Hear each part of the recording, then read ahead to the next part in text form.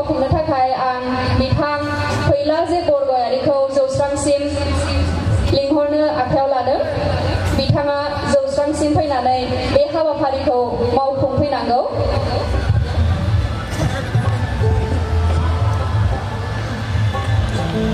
आरो बिथांखौ गांसे आर'नाइजों मान बावनो थाखाय आखायाव लादों।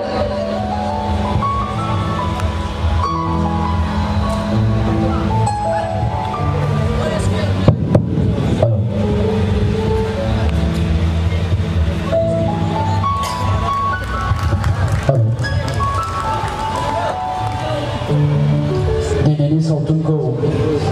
नायनो फैनाय अनजाथाव गासै रायजो राजा नोंथांमोन आरो बांबुला फिल्म प्रडाक्शन ससाइटिजों लेंहरजानाय गासै आलासि नोंथांमोन आरो गासै महरगिरि नोंथांमोन, दिवालीनि गासैनिसिमबो आंनि गोसो गोरबोनि खुलुमनायखौ नोंथांमोननिसिम बावहरग्रोबाय। जोंनि गेजेराव जोंजों लेंहरजानाय आलासिफोर दंफैयो, बिथांमोनखौ आङो फैसालियाव लेंहरनो नागिरदों आरो बेजों लोगोसेनो जोंनि नैबे सावथुनाव फाव खालामनाय जोंनि गुबै फावगिरिफोर सावथुननि बिथांमोनखौबो जोङो सिनायथि होगोन। गासैबो महरगिरिफोरखौथ' सिनायथि होनो हानाय नंलिया, मानोना बे सावथुनाव खमैबो 500सो महरगिरिफोर दङ। बेखायनो आं गुबै फावगिरि बिथांमोनखौ लेंहरगोन। जोंनि नैबे 22 नं कक्लाबारि समस्तिनिनो मानगोनां MCLA बिथां मन्टु बर', बिथांखौ आङो फैसालियाव फैनो थाखाय खावलायबाय। बिथांखौ जों गांसे आर'नाइ फालिजों मान बावनो नागिरदों आरो बेजों लोगोसेनो जोंनि दिनैनि बे सावथुननि बेखेवगिरि, बर'नि मुंदांखा मेथाइ रोजाबगिरि मानगोनां बिथां आदा बिग्राय ब्रह्म, बिथांखौबो आं फैसालियाव फैनो थाखाय खावलायबाय। बिथाङा दान्दिसे उनाव मेथाइ रोजाबगोन आरो जोंनि सावथुनखौबो बेखेवनानै होगोन। आरो जोंजों लोगोसे दंबावो जोंनि बिसानिनो लेङाइ आफादगिरि आरो बे सावथुननिनो सासे महरगिरि बिथां दीपक रामसियारि, बिथांखौबो आं फैसालियाव फैनो थाखाय खावलायबाय। आरो दंबावो जोंनि प्रडिउसार एसोसिएशननि मानगोनां आफादगिरि एबा डाइरेक्टर, फिल्म डाइरेक्टर बिथां पंकज लाहारी, बिथांखौबो आं फैसालियाव फैनो थाखाय खावलायबाय।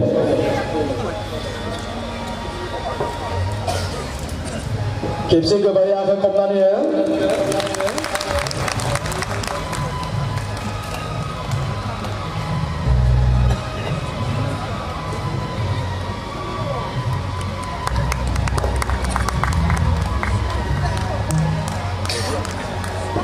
गोजोनथों। जोंनि बरायनायखौ आजावनायनि थाखाय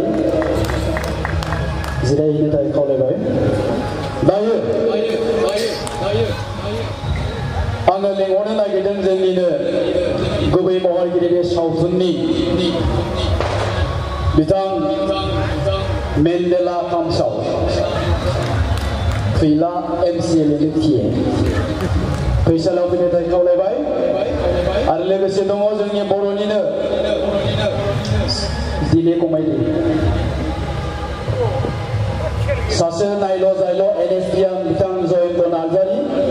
बिथांखौबो फैसालियाव फैनो थाखाय आङो खावलायबाय। आरो लोगोसे दंबावो बिथां जेसास केरकाटारि, बे सावथुननिनो महरगिरि। आरो दङ अनसुमै बर', रिजुमनि स्वर्गियारि, बिथांमोनखौ फैसालियाव फैनो थाखाय खावलायबाय। Thank you. जेसास केरकाटारि,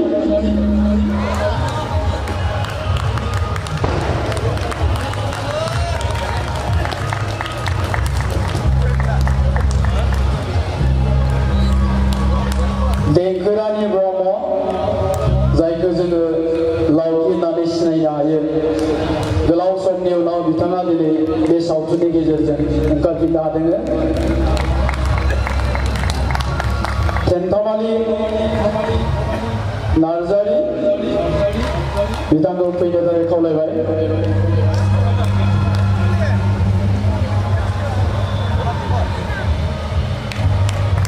खमनानै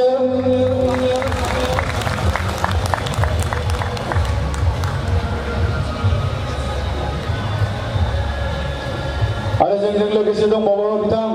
फैलाव बसुमतारी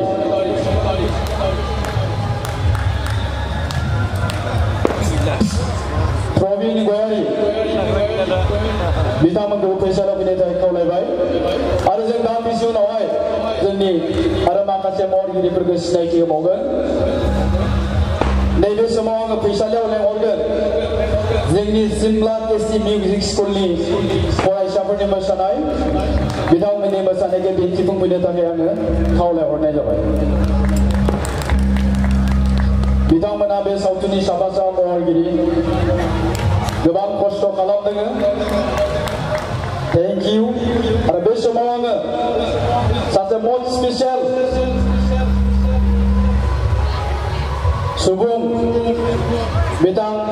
खगेन स्वर्गियारि मिउजिक डाइरेक्टर बे सावथुना 3 घन्टा दङ गुबै बाथ्राया जाहैबाय मा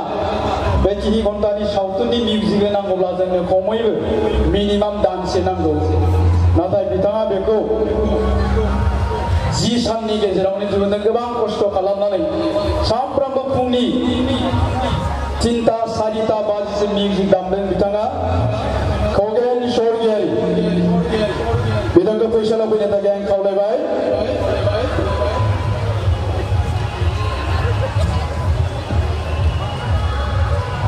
बिथाङा जाबाय हरेश्वर स्वर्गियारि जोंनि मुंदांखा मिउजिक डाइरेक्टरनि फंबाय बहा दं फंबाया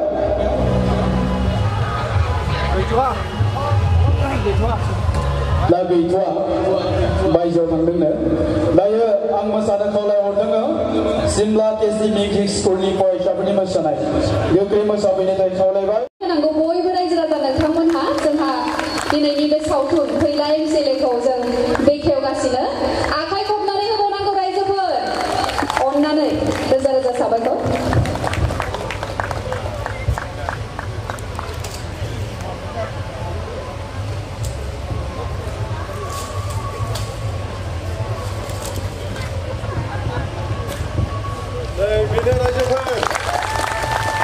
बेनो रायजोफोर बे बावसु सिङाव जे मा दङ नोंथांमोना दा दसे उनावसो नुगोन अन्नानै निमाहा हो दानो लुबैथ'नाङा बे 10-15 मिनिटनि उनावनो नोंथांमोना बे बावसु सिंनि जादुखौ नुगोन आरोना हामबायसै गोजोन्थों बांबुला प्रडाक्सन अरायबो जिउ लावथों नोंथांमोननि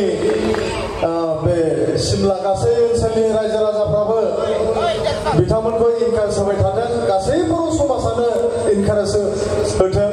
एबा होगोन आंबो बुंदों आंनिफ्रायबो जेब्लायबो इनकारेजखौ आं होबाय थागोन थेंक इउ हामबाय गोजोन्थों सावथुन नायनायनि सिगाङाव जों मुंदांखा मेथाइ रोजाबगिरि आदा बिग्रायनिफ्राय दोंनैसो मेथाइ खोनासंनानै लाग्रोनोसै बिनि उनावनो जों सावथुनखौ नायनोसै गोजोन्थों जगन बर' दाब्ला बिथांखौ फैसालाव फैनो थाखाय खावलायबाय आरो हिबा रानि उजि सावथुनाव दाब्लानि हिन्जाव जानाय हिबा रानि उजि आरो जोंजों लोगोसे दंफैयो बाक्सा जिल्ला दुलाराय बर' फरायसा आफादनि आफादगिरि बिथां उमेश दैमारि बिथांखौ आं फैसालाव फैनो थाखाय खावलायबाय आरो बे सावथुनावनो बाहागो लाबावदों बिथां सोरां बर' सालथे बिथांखौ फैसालाव फैनो थाखाय खावलायबाय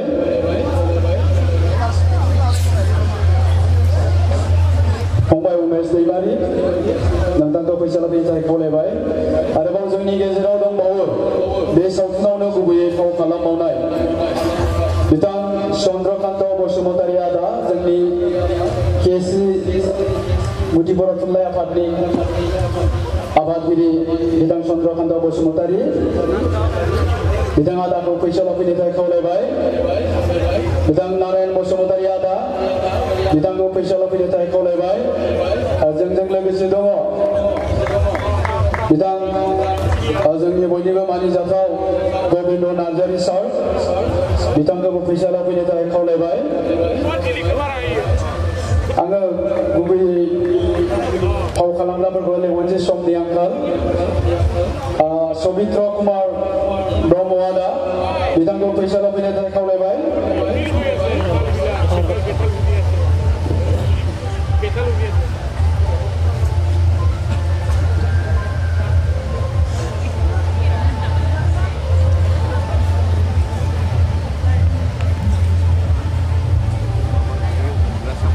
बिजु बसुमतारी बिथांखौ फैसालियाव फैनो थाखाय खावलायदों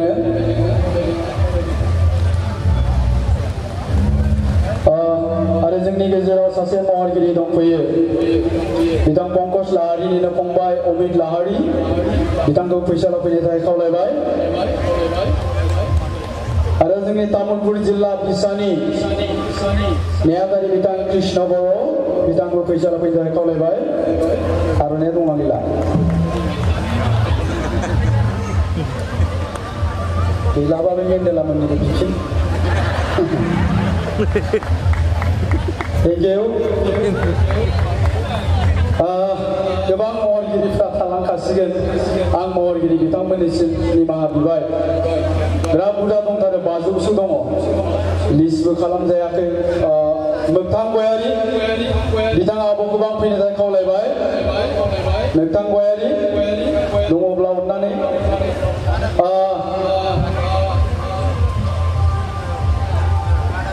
आरो बे सावथुननिनो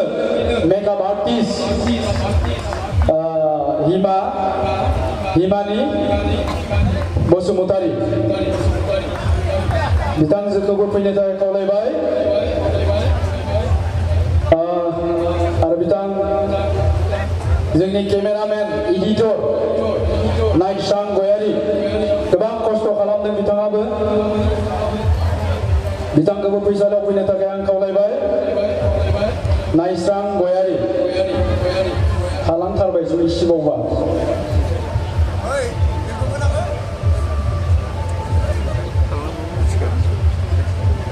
हिमानि बसुमतारी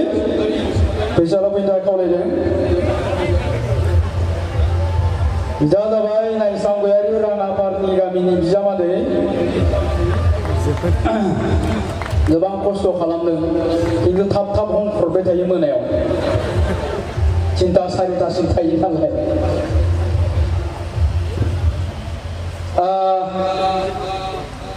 सोमावसारखौथ' होनो गोसो गैयामोन थेवबाबो ओरैबायदि खस्थ' खालामदों आर'नाइ होआबा आं गोसोआव दुखु थागोन आंहा फैदो